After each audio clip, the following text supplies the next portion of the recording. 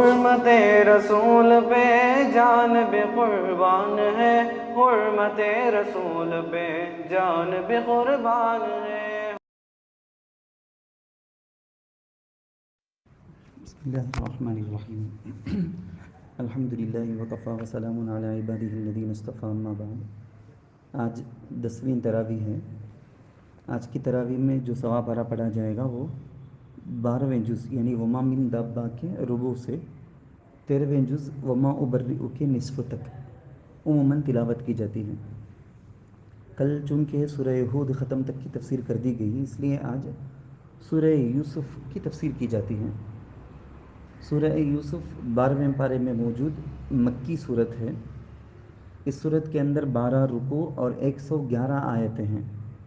ترتیب کے اعتبار سے اگر دیکھا جائے تو قرآن کریم کی 12ویں صورت ہے، اور نزول کے اعتبار سے 50 پر 3ویں صورت۔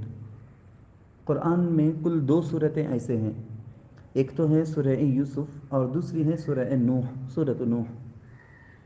یہ 2 صورتیں ایسی کہ جن میں صرف ایک ہی پیغمبر کے حالات، واقعات اور ان سے ملنے والے نتائج، عبرتوں کو بیان کیے گئے ہیں۔ یعنی پوری صورت میں صرف اور صرف اس ایک نبی کو اگر لے لیا جائے تو انہی کے بارے میں پوری صورت کے اندر بیان۔ پورے قرآن میں اس صورت کے علاوہ کہیں بھی اور جگہ کے اندر سورہ حضرت یوسف علیہ السلام کا قصہ سورہ یوسف کے علاوہ میں نہیں بیان کیا گیا ہے۔ جبکہ دیگر انبیاء کے واقعات کو ہم اگر دیکھ لیں تو پورے قرآن کریم کے اندر تھوڑا تھوڑا کر کے جگہ جگہ مختلف مقامات پر بیان کیے گئے ہیں۔ اصل میں یہ سورہ مکی دور کے آخر میں نازل ہوئی۔ حضور علیہ السلام کو ان کے اپنے شاندار مستقبل کی طرف اشارہ بھی کرنے کے لیے یہ صورت نازل ہوئی۔ ہوا کیا تھا؟ اصل میں قریش کفار مکہ اللہ کے رسول صلی اللہ علیہ وسلم کو قتل کرنے، مارنے، کئی قسم کی سازشیں، پلاننگ سب کر چکے تھے۔ اب ایسے میں ان لوگوں نے یہودیوں سے ایک مشورہ کیا تو کہ جس سے محمد کی جو ہوا چل رہی ہے، سارے لوگ محمد کے کلام کو سنتے ہیں، باتوں کو سنتے ہیں، مانتے ہیں، ایمان لاتے ہیں، اس کو کیسا روکا جائے؟ تو یہود بے بہبود نے ایک مشورہ دیا کہ دیکھو، کنعان میں جو بنی اسرائیل مقیم تھے وہاں سے نکل کر وہ مصر چلے گئے، ایک بڑا واقعہ ہے یہ واقعہ تم محمد سے پوچھ لو، ہرگز بھی وہ بتا نہیں سکیں گے، کیونکہ ان چیزوں کی تفصیلات عرب قوم کے اندر، عرب قوم کے اندر کسی کو بھی، یہودیوں کے علاوہ کسی کو بھی نہیں پتا تھا کہ کنعان سے، فلسطین سے یہود مصر کیوں منتقل ہوئے، کب منتقل ہوئے، کیا واقعہ تھا، کچھ بھی ذرہ برابر نہیں معلوم تھا۔ تو یہودیوں نے یہ سازش کی کہ یہ سوال تم جا کے محمد سے کرو، وہ عاجز آ جائیں گے تو ہم کو محمد کے خلاف پروپیگنڈا کرنا، وہ سچے نبی نہیں، رسول نہیں، یہ سب کہنا آسان ہو جائے گا۔ اسی پروگرام کے تحت کفار مکہ مشرکین نے یہودیوں سے یہ سوال لے کر حضور علیہ السلام کی خدمت میں حاضر ہوئے۔ وہ لوگ کہنے لگے کہ محمد آپ ہمیں یہ بتائیں کہ بنو اسرائیل کنعان سے مصر کیوں منتقل ہوئے، کب منتقل ہوئے، اس کی کیا وجہ ہے؟ ان لوگوں کے ذہن میں یہ تھا کہ محمد کو ہرگز بھی پتہ نہیں، تو یا تو اس وقت ٹال مٹول کریں گے، یا تو یہ کہیں گے کہ میں بعد میں بتاتا ہوں، یا تو یہ کریں گے کہ چند دن کا موقع لیں گے، اس کی مہلت دے دیں گے، اور اس کے بعد یہودیوں ہی میں سے کسی سے پوچھیں گے، جو بھی ہوگا ہم اس چیز کو میڈیا کے ذریعے سے بالکل پاپولر کر دیں گے، مشہور کر کے رکھ دیں گے پوری دنیا میں، دیکھو محمد کچھ بھی نہیں ہے، محمد کے بھرم کو ختم کر دیں گے، نام بدنام کر دیں گے۔ تو ان کے پاس کوئی اللہ نہیں، اللہ کے پاس سے کوئی وحی نہیں آتی، دیکھو یہاں ہمارے ہی سے پوچھ کے بتا رہا ہے۔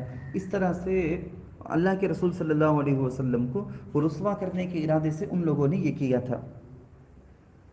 دل میں تو یہی تھا کہ محمد عاجز آ جائیں گے، پروپیگنڈا حضور کے خلاف کرنا آسان ہو جائے گا، لیکن اللہ کا کرنا یہ کہ اسی وقت اللہ نے پوری کی پوری صورت نازل کر دی، پورا واقعہ حضور علیہ السلام کی زبانی تفصیل کے ساتھ، وضاحت کے ساتھ بیان کر دیا۔ اس صورت کے اندر ہم دیکھیں اللہ کے رسول صلی اللہ علیہ وسلم کو اس میں اشارہ تھا، بلکہ اللہ نے اس صورت کے ذریعے سے یہ بھی بتا دیا، نہ صرف حضرت یوسف علیہ السلام کا قصہ، نہ صرف ان کے سوال کا جواب کہ فلسطین سے مصر کیوں منتقل ہوئے، بلکہ یہ بھی بتا دیا گیا کہ حضرت یوسف علیہ السلام کی مثال حضور علیہ السلام کی سی ہے۔ اور ان کے بھائیوں کی مثال یہ کفار اور دشمنان کفار اور قریش کی مثال انہی کی جیسی ہے۔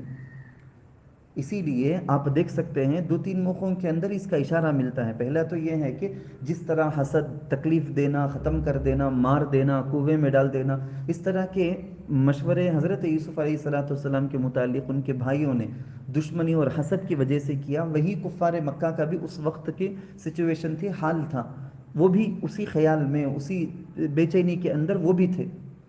دوسری طرف حضرت یوسف علیہ السلام ہی کی مثال حضور علیہ السلام کی، چنانچہ آپ کو معلوم ہے فتح مکہ کا جو موقع ہوا، حضور علیہ السلام فاتحانہ بیٹھے ہوئے ہیں، سامنے سارے کے سارے سرداران قریش شرمندہ سر جھکائے نادم اور پشیماں کھڑے ہوئے ہیں۔ حضور علیہ السلام نے فرمایا میں اپنے بھائی یوسف ہی کی بات تم سے کہوں گا، لا تثریب علیکم اليوم اذهبوا وانتم الطلقاء، جاؤ آج تم سب آزاد ہو، تم پر کوئی کسی قسم کا الزام نہیں۔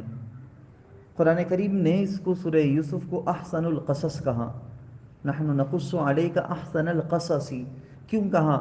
ہم دیکھتے ہیں بڑے اختصار کے ساتھ میں کہوں گا، علماء نے یہ صورت تو ایسی ہے کہ اس کو سال بھر بھی تفسیر کرتے رہیں تو پھر بھی کم، تو اتنی بڑی تفسیر طلب موعظت اور عبرتوں والی صورت ہے، بڑے اختصار کے ساتھ چند ہی باتیں جو علماء نے لکھا ہے مختلف تفسیر کی کتابوں میں، سب کو جمع کر کے میں آپ کے سامنے عرض کرتا ہوں کہ کیوں اس طرح سے اللہ نے کہا، کیونکہ اس کے اندر بہترین حقائق ہیں، بہترین عجائبات ہیں، نصیحتیں ہیں، تضاد بیانیاں ہیں، کئی ساری چیزیں۔ تضاد بیانی کا مطلب ایک مالداری کے ساتھ غربت کو بھی، خوشی کے ساتھ غم کو بھی، ان تضاد چیزوں کو بھی اس کے اندر بیان کیا گیا۔ تضاد بیانی نہیں ہے، تضاد چیزوں کے ذریعے سے اللہ نے ہم کو بہت ساری نصیحتیں دی ہیں۔ مثلا ایک تو یہی دیکھ لیں آپ کہ حاسدوں کے بارے میں بھی بتایا گیا کہ جلنے والے جلتے ہیں، اور جس کے اوپر جلتے ہیں، جن پر حسد کرتے ہیں، اس محسود، تو حاسد اور محسود دونوں کے انجام کو اس میں بتایا گیا۔ نمبر 2، مالک اور مملوک کا معاملہ بھی سمجھایا گیا کہ عزیز مصر یا بادشاہ جو بھی حضرت یوسف علیہ السلام کے مالک تھے، حضرت یوسف علیہ السلام مملوک تھے، تو ان کا کیسا رابطہ تھا، کیا برتاؤ ہوا۔ اور تیسری چیز ہم دیکھیں تو قید اور قید سے رہائی، قید کی تاریخ کیا ہوئی، کیا جرم تھا، یا قید کے اندر سے، قید خانے سے جو رہائی ہوئی اس کا کیا سبب تھا، ان سب چیزوں کی تفصیلات اور ان کے ذریعے سے بھی آج کے دور کے مسلمانوں کو بھی بے شمار نصیحتیں۔ پھر چوتھی چیز ہم دیکھیں تو قحط سالی، خطرناک قحط سالی، پھر اس میں بیلنس کرنے، مینج کرنے کا طریقہ، پھر اس کے بعد خوشحالی، اور گناہ ظلم وغیرہ ہونا، پھر اس کے بعد ان سے معافی کا مطالبہ کرنا اور معاف کر دیا جانا، یہ ساری چیزیں بھی اس کے اندر ہیں۔ پھر اسی طرح سے ہم دیکھیں تو یہاں پر ایک واقعہ یہ بھی ہے کہ باپ بیٹے کے درمیان کی جدائیگی، بہت لمبی جدائیگی، پھر اس کے بعد ملاقات، ملاپ، اس کے بھی عجائبات ہیں، اس کے اندر بھی بے شمار راز حکمتیں ہیں۔ اور اسی طرح سے سفر کے، حذر کے، احتیاطی تدابیر کیا ہیں ان کے بارے میں بھی ہیں۔ عزت کے ساتھ ساتھ ذلت، پہلے ذلت ہوتی ہے، پھر اللہ کیسی عزت کے بام میں پہنچا دیتے ہیں، اس کے بارے میں بھی ہیں۔ اور اس صورت کے اندر قضاء اور قدر کے مسائل بھی ہیں، اللہ کی تقدیر سے کون سا معاملہ کیسا بنتا جاتا، بدلتا جاتا ہے۔ اور یہ بھی بتایا گیا کہ صبر جو ہے وہ تمام خوبیوں کے لیے، خیر کے لیے، نیکیوں کے لیے گویا چابی ہے، اس کو بھی سمجھایا گیا۔ اور اس صورت کے اندر یہ بھی ہے کہ تقدیر ہے، تقدیر کے ساتھ ساتھ انسان کو تدبیر بھی، بہترین تدابیر اور عقل مندی کو بھی اپنانا ہے، اس کی بھی نصیحت کی گئی، اس کا بھی سبق ہے مسلمانوں کو۔ اور بلکہ پوری صورت اگر دیکھیں تو توحید کا، ایمان کا، اخلاق کا، اس کا مفصل بیان ہے، مؤثر طور پر اس کے ذریعے سے ہم کو بہت ساری باتیں سمجھائی گئی ہیں۔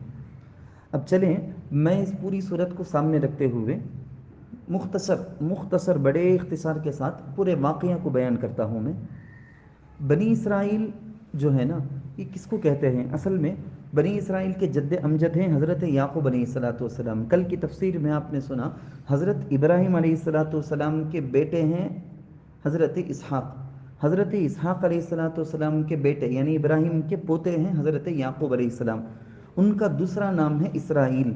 حضرت یعقوب علیہ السلام کی نسلوں میں 12 قبیلے بنے، انہی کو، یعنی اسرائیل کی اولاد، انہی کو کہا جاتا ہے بنو اسرائیل، بنی اسرائیل انہی کو کہا جاتا ہے۔ بنی اسرائیل 12 قبیلوں میں بٹے تھے۔ حضرت یعقوب علیہ السلام 12 بیٹوں کے ساتھ فلسطین میں مقیم تھے، فلسطین کے کنعان میں مقیم تھے۔ حضرت یوسف، حضرت بنیامین، یہ دونوں لڑکے حضرت یعقوب علیہ السلام کے سب سے چھوٹے لڑکے، دوسری بیوی سے پیدا ہونے والے سب سے چھوٹے تھے۔ تو فطری طور پر باپ کے یہ دونوں کے دونوں بچے لاڈلے ٹھہرے۔ بقیہ جو بڑے بڑے بھائی ہیں، بڑی اولاد تھے حضرت یعقوب علیہ السلام کے، ان لوگوں کو حسد ہونے لگا کہ ابا کی محبت تو زیادہ ہم کو ملنی چاہیے، کیونکہ ہم ہی تو ابا کے مددگار ہیں کاموں میں۔ چنانچہ اس حسد کی وجہ سے سازشیں ہوئی، پلاننگز ہوئی۔ اس کے بعد انہوں نے حضرت یوسف علیہ السلام کو دھوکے سے، ابا سے بھی دھوکہ کر کے الگ سے لایا اور لے آ کے ایک سوکھے خشک کنویں میں پھینک دیا اور چلے گئے۔ قتل وہ جانور کے ذریعے سے، بھیڑیوں سے مارے جانے کا بہانہ کیا۔ ایک قافلہ وہاں پر سے گزرا، وہ قافلہ اس خشک کنویں سے حضرت یوسف علیہ السلام کو لیا، چھوٹا سا لڑکا تھا، تو اس بچے کو لے جا کے ان لوگوں نے وہاں مصر میں ایک سردار عزیز مصر کو بیچ دیا۔ چند عرصے تک غلامی کی زندگی بسر کرتے رہے۔ پھر اس کے بعد جب وہ خوبصورت نوجوان کی شکل اختیار کر گئے تو اب عزیز مصر کی بیوی ان پر فریفتہ ہو گئی، گناہ کا ارادہ کیا۔ حضرت یوسف علیہ السلام چونکہ پیغمبر اور نبی تھے، انکار کر دیا۔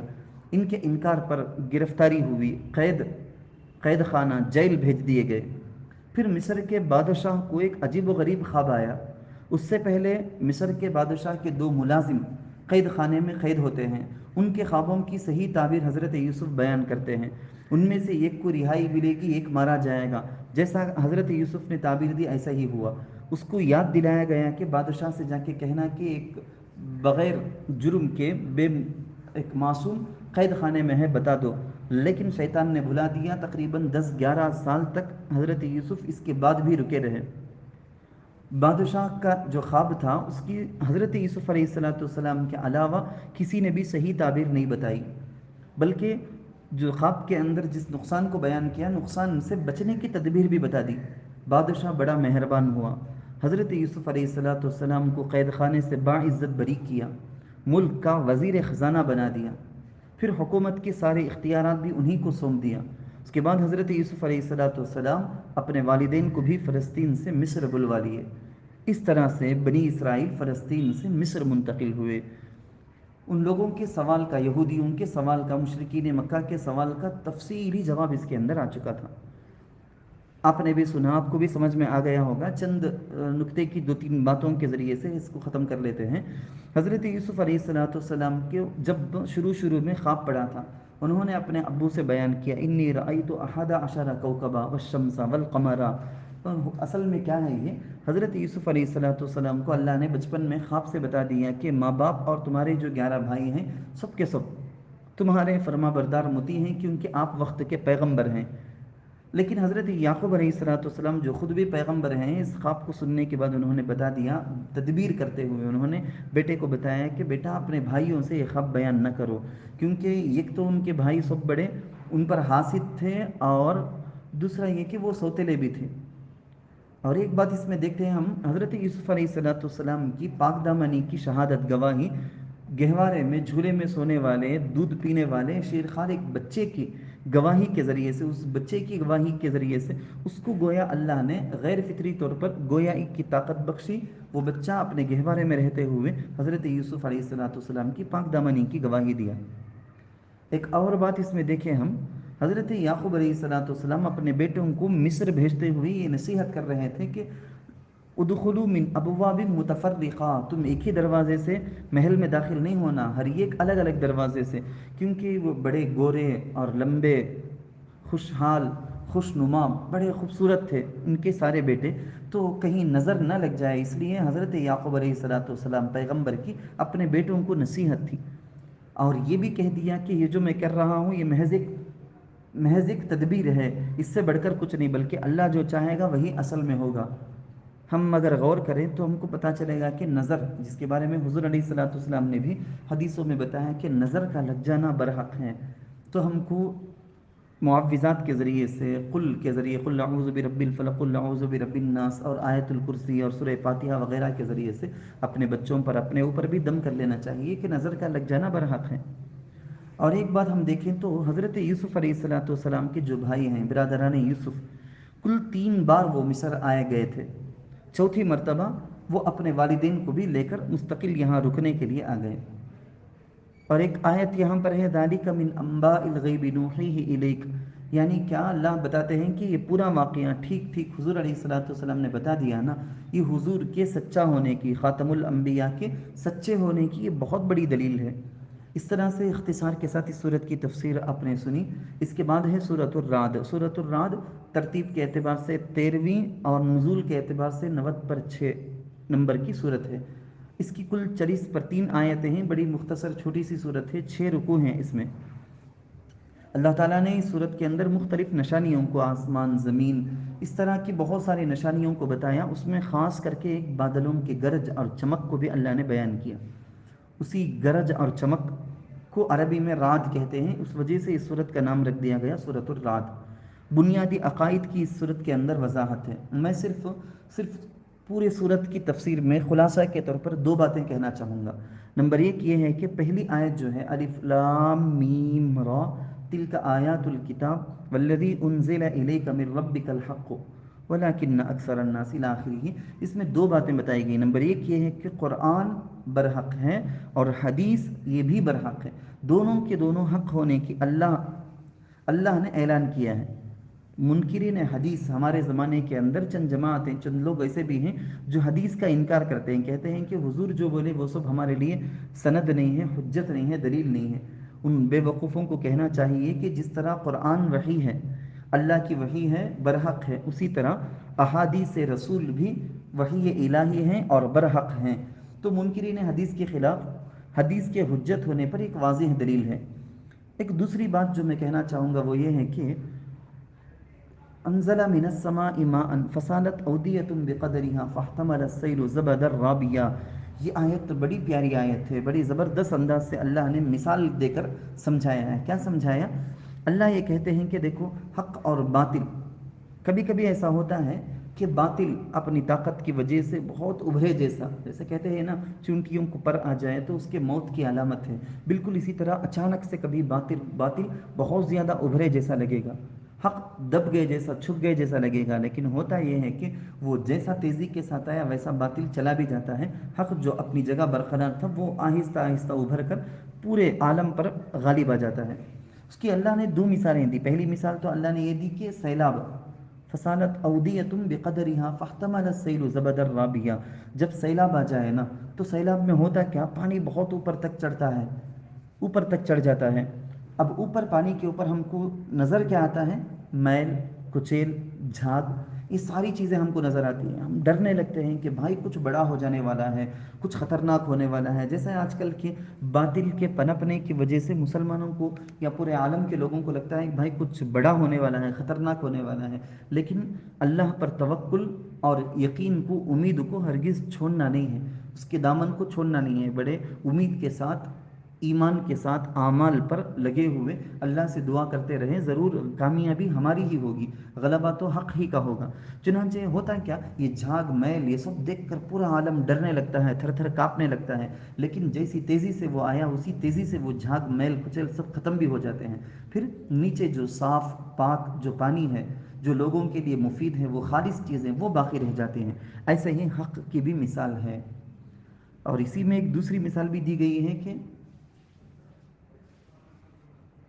وَمِمَّا يُوقِدُونَ عَلَيْهِ فِي النَّارِ ابْتِغَاءَ حِلْيَةٍ أَوْ مَتَاعٍ زَبَدٌ مِثْلُ، اللہ سونا چاندی کی بھی مثال دیتے ہیں۔ سونے چاندی کو پگھلاتے ہیں تو پگھلانے کے وقت میں اصلی چیز جو ہوتی ہے وہ نیچے چلی جاتی ہے، اور میل، کچیل، بیکار کے کچرے کوڑے یہ اوپر ہوتے ہیں، اور آدمی کیا کرتا ہے، کام ہو جانے کے بعد اوپر کے کچرے کو پھینک دیتا ہے، اور اصل جو نیچے ہے نا سونا، اس کو باقی اس کو رکھ لیتا ہے، اس کو سجاتا ہے، اس کو جیولری کی دکان میں رکھتا ہے، لوگ اپنے گلے میں، عورتیں گلے میں ڈال لیتے ہیں، تو اس کو اس کا اپنا مقام ملتا ہے۔ تو شروع میں ایسا عارضی طور پر باطل اوپر آئے جیسا، ابھرے جیسا لگے گا، لیکن حق کا بول ہی ہمیشہ بالا ہوتا ہے۔ اللہ تعالیٰ سے دعا ہے کہ اللہ آج جو باطل پنپ رہے ہیں، پنپتے ہوئے ہم کو دکھائی دے رہا ہے، اس کی وجہ سے ایمان والوں کا ایمان کمزور نہ پڑ جائے، کہیں ارتداد کی شکار نہ ہو جائے، خود ہمارے اپنے ایمان کو بھی، ہمارے نسلوں کے ایمان کو بھی اللہ حفاظت فرمائے۔ آمین۔ وآخر دعوانا الحمد للہ رب العالمین۔